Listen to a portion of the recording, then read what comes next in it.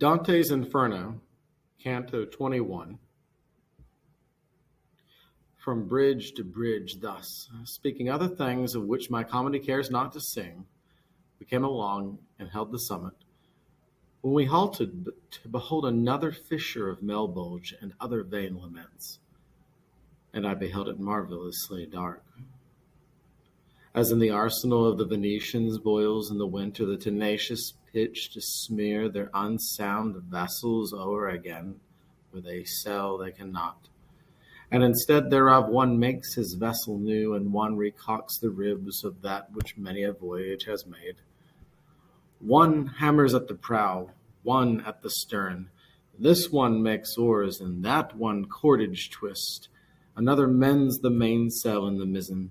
Thus, not by fire, but by the art divine, was boiling down below there a dense pitch, which upon every side the bank belimed.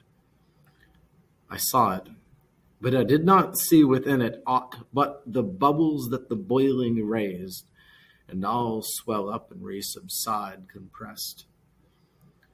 The while below there fixedly I gazed, my leader crying out, "Beware, beware!" drew me unto himself from where I stood. Then I turned round as one who is impatient to see what it behoves him to escape, and whom a sudden terror doth unman, who, while he looks, delays not his departure, and I beheld behind us a black devil running along upon the crag approach.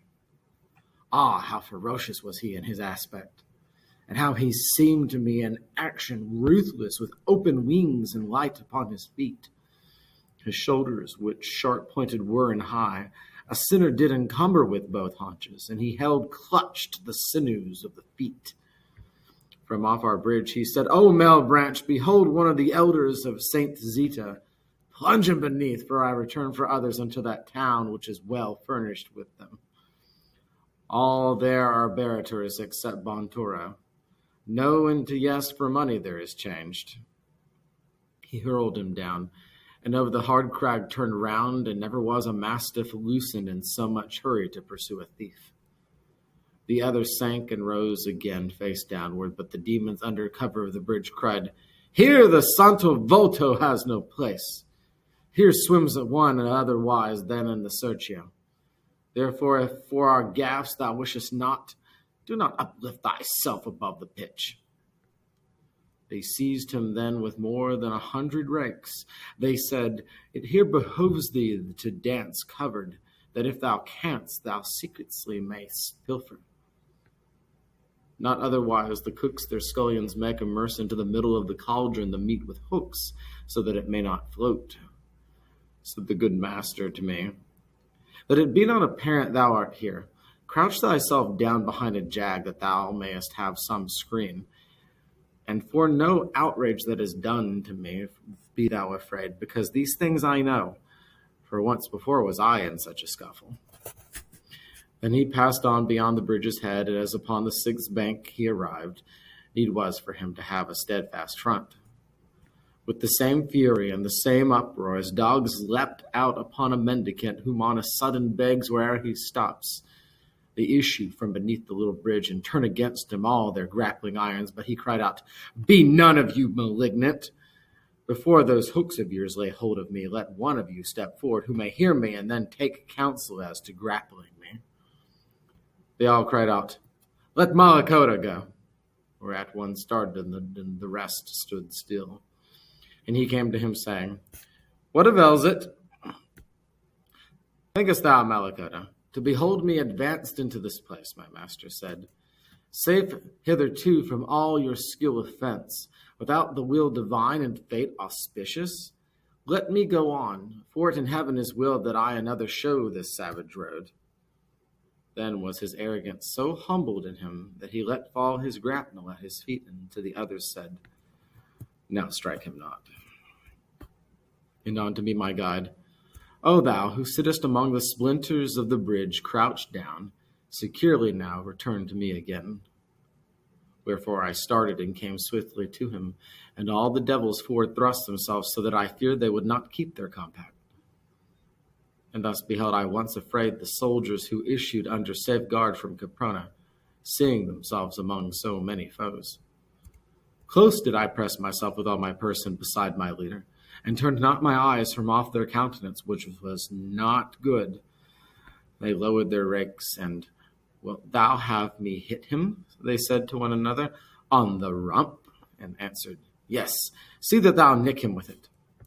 But the same demon who was holding parley with my conductor turned him very quietly and said, be quiet, Scarmacione." Then said to us, "You can no further go forward upon this crack, because it is lying all shattered at the bottom, the sixth arch. And if it still doth please you to go onward, pursue your way along upon this rock. Near is another crag that yields a path. Yesterday, 5 hours later than this hour, 1,266 years were complete, that here the way was broken. I send in that direction some of mine to see if anyone doth err himself. Go you with him, for they will not be vicious. Step forward, Alacino and Cacabrina," began he to cry out, "and thou, Cognazo, and Barbaricia, do thou guide the 10. Come forward, Libicoco and Dragonazzo, and Tasciriato and Graffiacane, and Farfallo, and mad Rubicante. Search ye all around about the boiling pitch. Let these be safe as far as the next crag that all unbroken passes over the dens." "Oh me, what is it, master, that I see?" "Pray, let us go," I said, "without an escort, if thou knowest how, since for myself I ask none." "If thou art as observant as thy wont is, dost thou not see that they do gnash their teeth, and with their brows are threatening to woe to us?" And he to me, "I will not have thee fear. Let them gnash on according to their fancy, because they do it for those boiling wretches." Along the left-hand dike they wheeled out, but first had each one thrust his tongue between his teeth towards their leader for a signal, and he made a trumpet of his rump. In this next bulge, we come across the grafters. A better modern-day term might be embezzlers, swindlers, those who make off with other people's money, extort or steal money from companies, from churches, from other people. But basically, they have sticky hands when it comes to other people's money. So they gain at the advantage of others' loss monetarily. And so since they're sticky-fingered with money, it stands to reason that in hell, they're stuck in a pit of pitch, of black tar for all of eternity. And so they're constantly plucking money from others. And so they're constantly being plucked and thrown into the pitch by demons. And so we see a lot of really grotesque imagery this time with the demons. You haven't really seen a whole lot of detail focused on them up until this point, but you're seeing a lot of detail now of the demons. You even see a half dozen of them or more by name.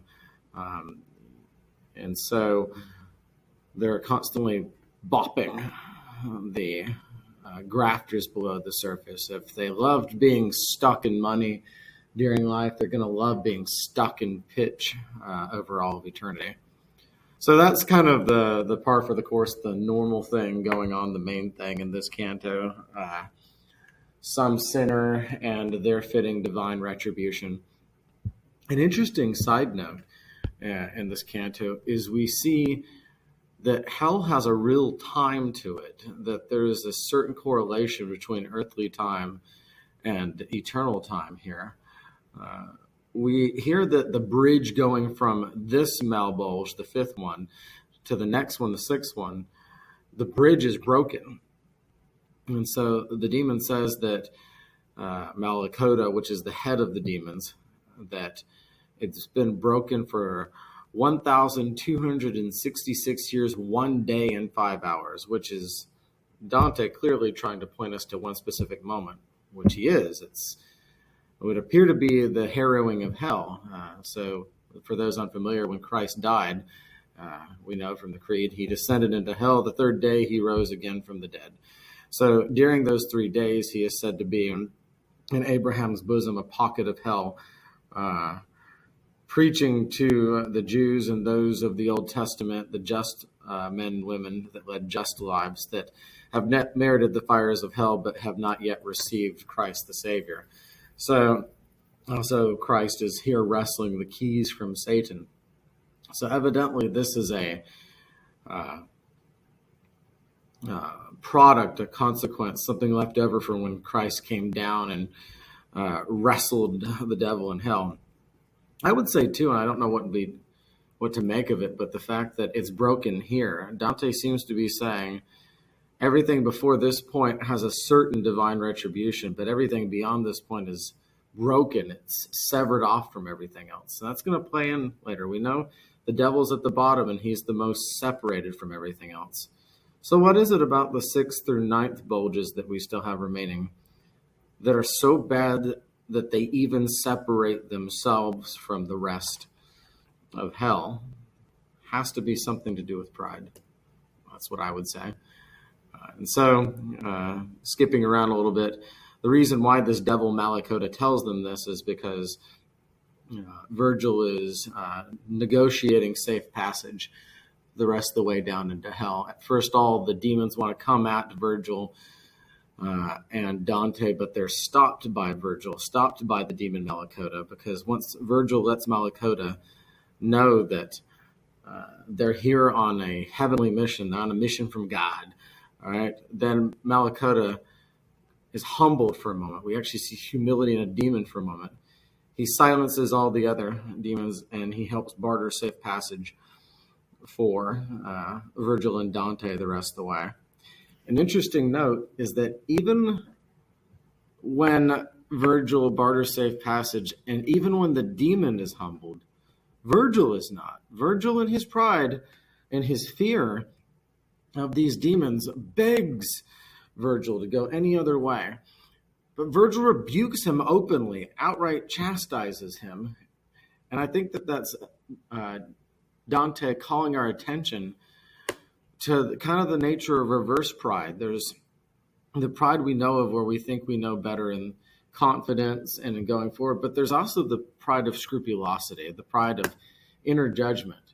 If the demon Malakota being told that they should be rendered safe passage is enough for him, because Virgil says it's from God, who is Dante any better to shrink back from this task just because of demons? So there's a lot of faith that has to go on here. Faith that even with the demons in front of them, that if it's God's instructions, it ought to suffice for Dante if it already suffices for this demon.